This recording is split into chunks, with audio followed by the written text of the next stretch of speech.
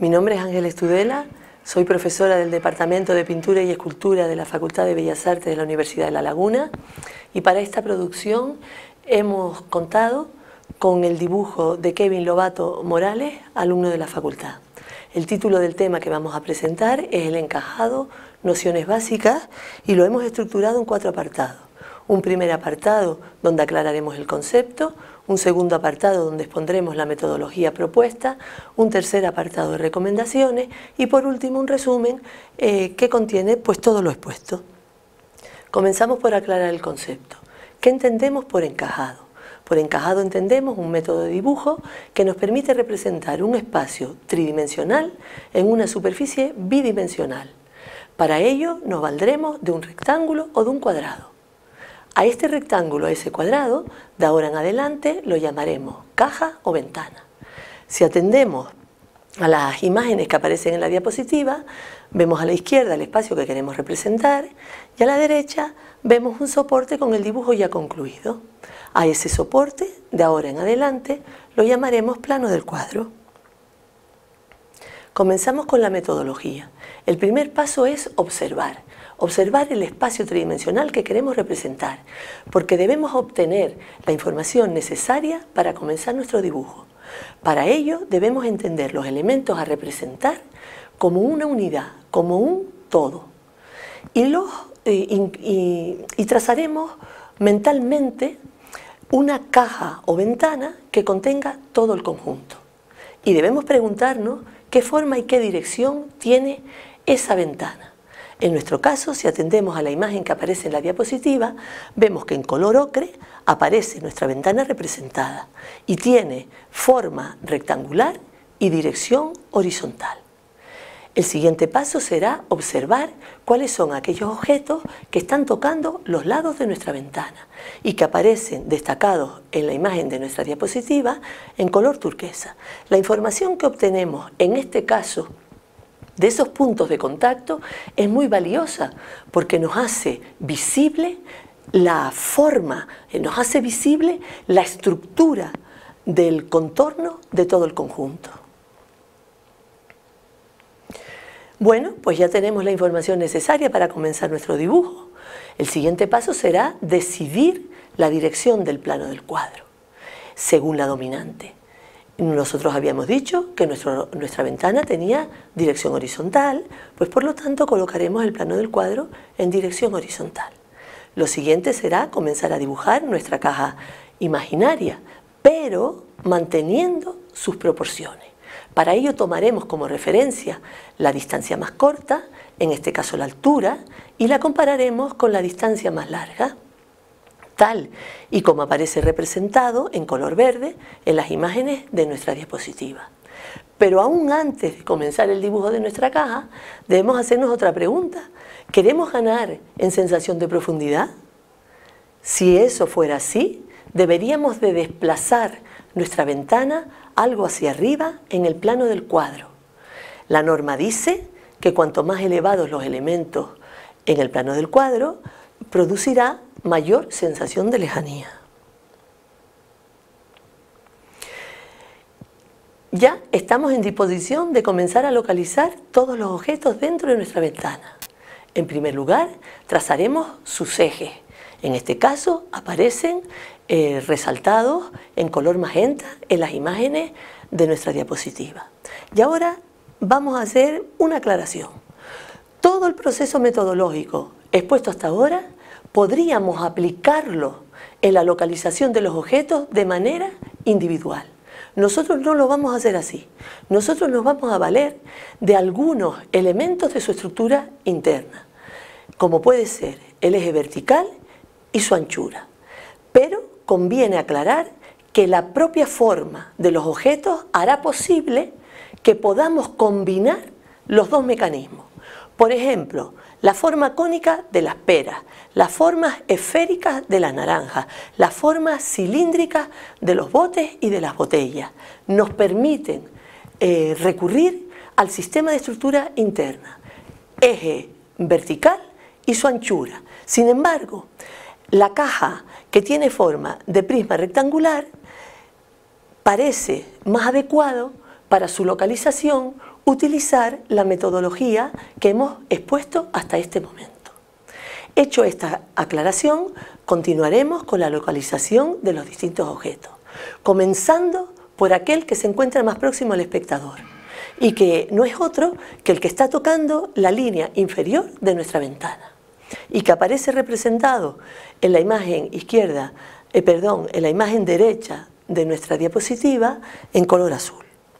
Continuaremos con la localización del resto de los objetos, pero teniendo en cuenta las relaciones de tamaño y de distancia que existen entre ellos. Para ello nos valdremos de los espacios negativos que existen entre los distintos objetos y además de líneas de referencia imaginarias verticales y horizontales, tal y como aparecen reflejadas en la imagen superior derecha de nuestra diapositiva por medio de una línea discontinua de color rojo. Por último, dibujaremos la línea límite del plano de apoyo.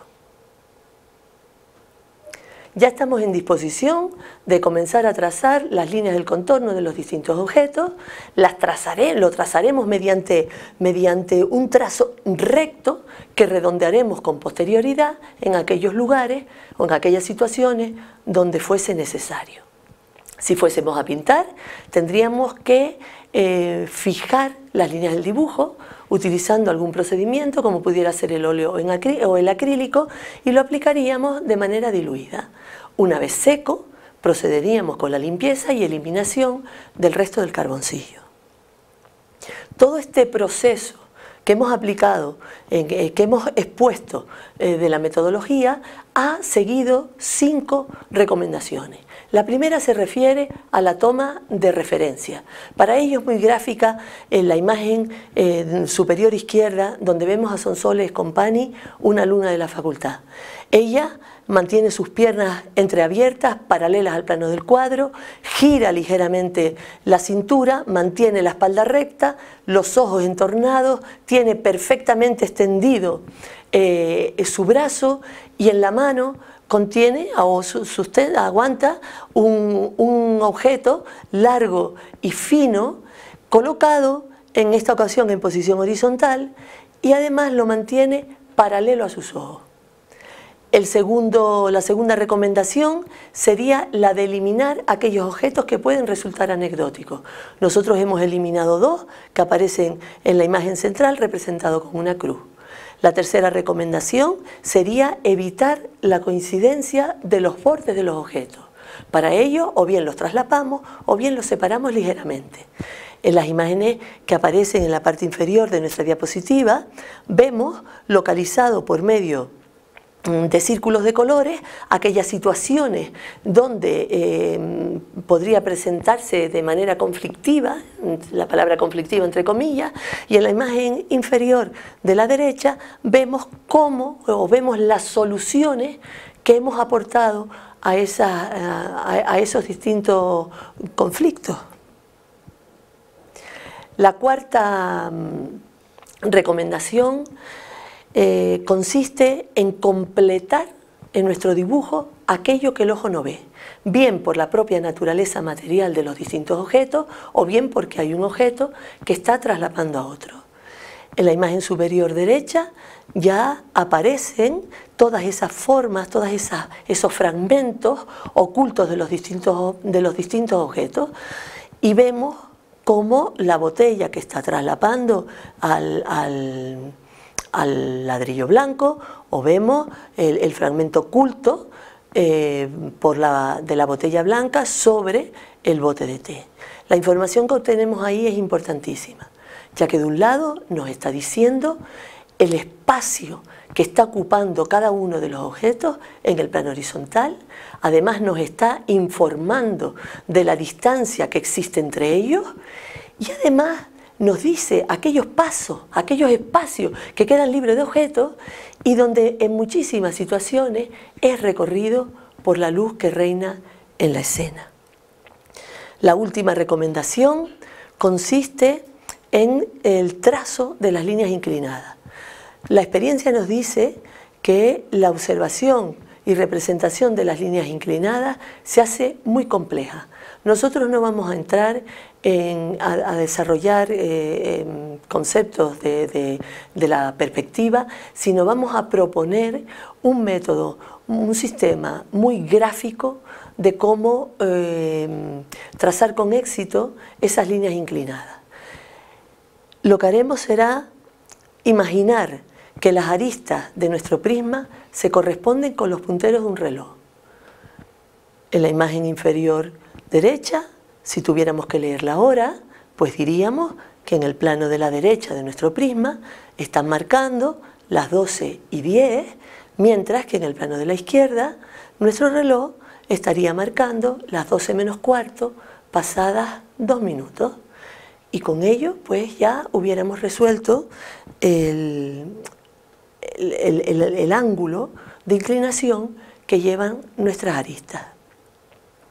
Con esto damos por concluida nuestra presentación acerca de las nociones básicas para realizar un encajado. Sí debemos decir que a partir de aquí podríamos utilizar otros recursos que potenciarían distintos efectos y además ayudarían a personalizar la propuesta.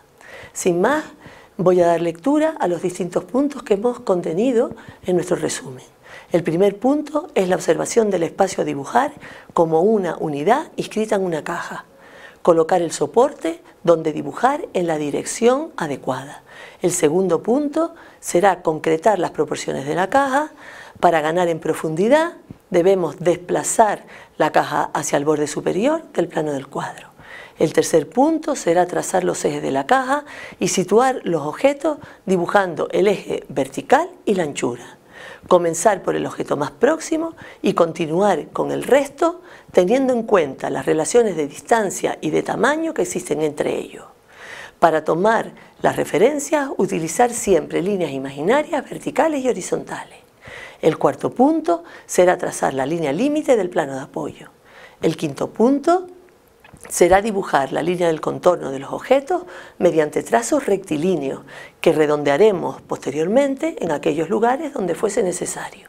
El sexto punto sería, antes de pintar, fijar las líneas del dibujo aplicando la pintura diluida y una vez esté seca, limpiar o eliminar los restos del carboncillo. Muchas gracias.